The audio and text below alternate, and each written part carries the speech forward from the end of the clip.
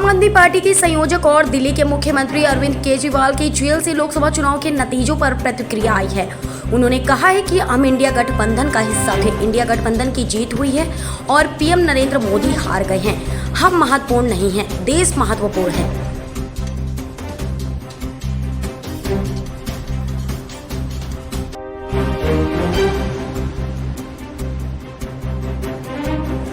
वित्त वर्ष 2024-2025 के पूर्ण बजट से पहले आरबीआई की बहुप्रतीक्षित मौद्रिक नीति समिति बैठक आज समाप्त हो गई। रिजर्व बैंक के गवर्नर शक्तिकांत दास ने बैठक समाप्त होने के बाद बताया कि समिति ने एक बार फिर से मुख्य नीतिगत दर यानी रेपो रेट में कोई बदलाव नहीं करने का फैसला लिया है।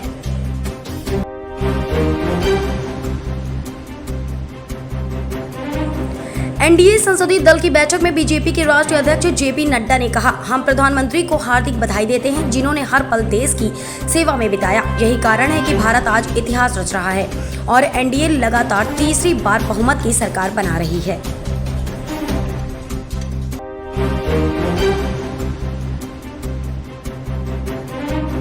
कंगना लोकसभा चुनाव में तो जीत गई हैं, लेकिन उनके साथ विवाद जुड़ने भी शुरू हो गए हैं। बीते दिन दिल्ली आने के दौरान चंडीगढ़ एयरपोर्ट पर सीआईएसएफ की महिला कांस्टेबल का करारा तमाचा खा चुकी कंगना रनौत आज सुबह जब संसद पहुंची तो काफी गुस्से में नजर आई। इस दौरान वे रिपोर्टर से ही उलझ बैठी।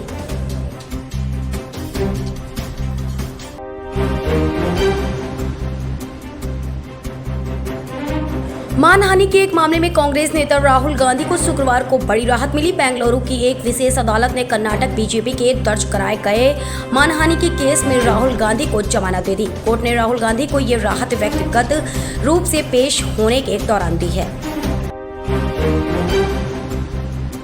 महाराष्ट्र में लोकसभा चुनाव नतीजों ने पूरे देश को चौंका दिया है। अब लोकसभा चुनाव नतीजों के बाद राज्य में कुछ राजनीतिक समीकरण बदलने की चर्चा शुरू हो गई है।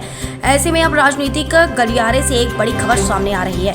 खबर है कि एकनाथ शिंदे गुट शिवसेना के 6 विधायक उद्धव ठाकरे के संपर्क में हैं।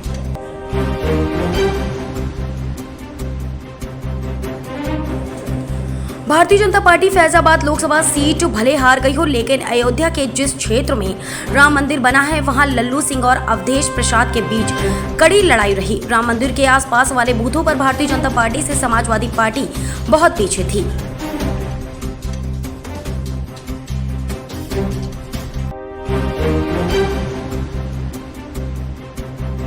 लोकसभा चुनाव में उत्तर प्रदेश में बड़ी जीत हासिल करने के बाद समाजवादी पार्टी के राष्ट्रीय अध्यक्ष और यूपी के पूर्व सीएम अखिलेश यादव अपने विधायकों को बख्शने के मूड में नहीं है। दावा किया जा रहा है कि सपा प्रमुख राज्यसभा चुनाव में बगावत करने वाले विधायकों की घर वापसी के पक्ष में नहीं है।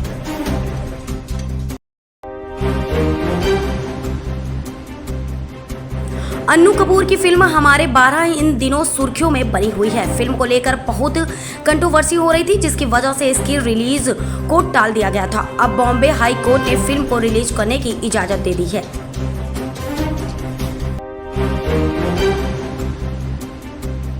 पाकिस्तान को छोटी टीम को हल्के में लेना भारी पड़ा। इस हार के बाद पाकिस्तान के कप्तान बाबर से पूछा गया कि क्या खिलाड़ी छोटी टीमों के खिलाफ खेल को हल्के में लेते हैं। बाबर ने कहा कि तैयारी हमेशा अच्छी रहती है, लेकिन यह मानसिकता से भी जुड़ा हो सकता है।